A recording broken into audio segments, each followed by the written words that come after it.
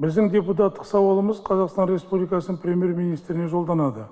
Құрметті Асқар Ұзақбайұлы, бүгінгі күні Қазақстанда белең алып отырған құс тұмауының таралуы үлкен алаңдаушылық тудырып отыр. Бұл індеттің экономикалық залалы өте үлкен, оның салдары тек үй құстарының иелеріне ғана емес, мемлекет тарапынан да қатаң карантиндік және ветеринарлық санитарлық іс-шараларды енгізуге, соның ішінде ауру құстарды жоюға және де оларды жаппай вакцинациялауға, құс иелеріне өтемақы беру мәселелері мемлекеттік бюджетке қосымша салмақ түсіретіні анық.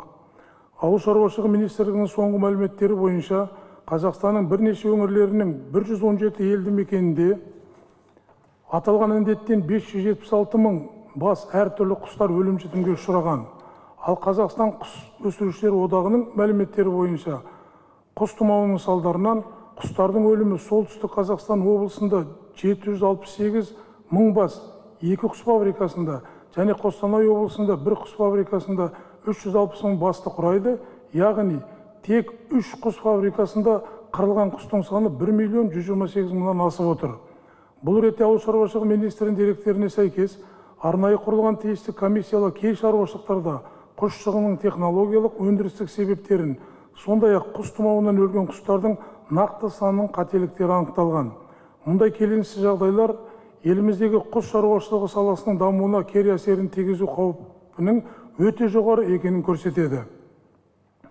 Статистикалық деректердің жүйесіздігі, кей құс өсірушілердің жауапсыздығы, жауапты мемлекеттік органдардың қамсыз болуы, яғни дер кезінде індеттің алдын алу шараларын жүргізуге қатысты жұмыстарда біршама сұрақтарды туындатып отыр. Елімізде құс етінің 45% импортталатынын ескерсек, ендігі кезекте құс тұмауы салдарынан бұл көрсеткіштің өсуі және де отандық өнімдер бағасының қымбаттауы да әбден мүмкін. Өкінішке орай Қазақстанда құс шаруашылығы саласындағы селекциялық және асыл тұқымдық жұмыстардың төмен деңгейінің салдарынан инкубациялық жұмыртқа, тәуліктік балапандар сияқты асыл тұқымдық өнімдер негізінен жақын және алыс шет елдерден импортталады.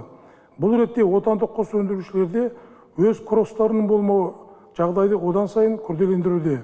Сондықтан да еліміздің құс шаруашылығы саласына қолдау көрсету өзекті мәселелердің бірі.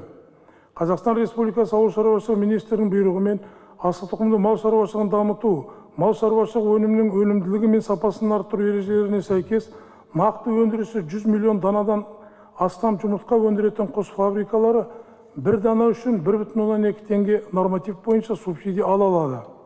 Қазірдің өзінде құс тұмауына байланысты отандық кәсіпорындарда құс санының айтарлықтай мөлшерде қысқаруына байланысты олар жыл қорытындысы бойынша 100 миллион дана жұмыртқа шығара алмайтыны белгілі болып отыр. Бұл өз ретінде аталған субсидияларды қайтаруға міндеттеуге әкеліп соқтырады. Сондықтан да аталған мәселе қосымша зерделенуі тиіс. Аса қауіпті аурулардың өршуіне жол бермеу мақсатында ұйымдастырылған шараларда және жеке ұйымдастырылған шаруашылықтарда және жеке аулаларда құстарды міндетті түрде вакцинациялауды ұйымдастыру қажет деп санаймыз. Құрметті Асқар Ұзақбайұлы, жоғарыда баяндалғандардың негізінде сізден бірінші, құс тұмауының өршу себептеріне, тиісті ветеринарлық іс-шаралардың орындалуына жан-жақты тексеру жүргізу.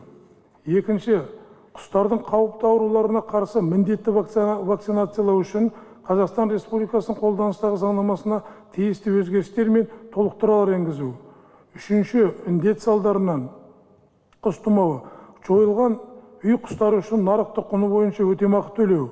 Төртінші, жұмыртқа өндірудің нақты көлеміне қарамастан барлық құс фабрикалары үшін бірыңғай норматив белгілей отырып, субсидиялау ережелеріне өзгерістер енгізу мүмкіндігін қарастыру. Бесінші, ветеринарлық препараттарды мемлекеттік сатып алуды оңтайландыру және үй құстарын сақтандыру бағдарламасын әзірлеу ұсынылады. Айтылған ұсыныстар бойынша тиісті шаралар қабылдауыңызды және заңнамада белгіленген тәртіппен жазбаша жауап беруіңізді сұраймыз. Құрметпен депутаттар Мусин, Бектаев, Булавкина, Дүйсенбинов, Жұмағазиев, Күрішбаев, Нұралиев, Перепечина, Сұлтанов. Назарларыңызға рахмет.